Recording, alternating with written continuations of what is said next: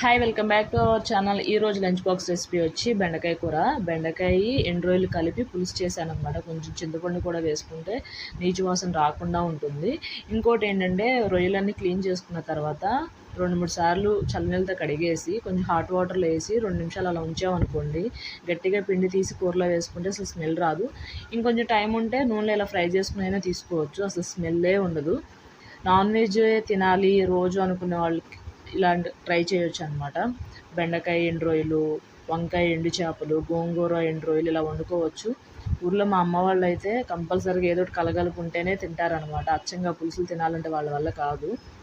Non veg ఎక్కువగా ఇష్టపడే వాళ్ళు ఇలా ట్రై చేయొచ్చు, చాలా బాగుంటుంది, టేస్ట్ కూడా బాగుంటుంది. ఇంట్లో నేను ఎక్కువగా వండను, ఎందుకంటే పిల్లలు స్కూల్కి తీసుకెళ్ళాలన్నా నేను ఆఫీస్కి తీసుకెళ్ళాలన్నా కొంచెం ఇబ్బందిగా ఉంటుంది. కానీ ఒక్కోసారి తినాలనిపించినప్పుడు తప్పదనమాట. వీడియో కనుక నచ్చినట్లయితే సబ్స్క్రైబ్ చేసుకోండి. Thank you.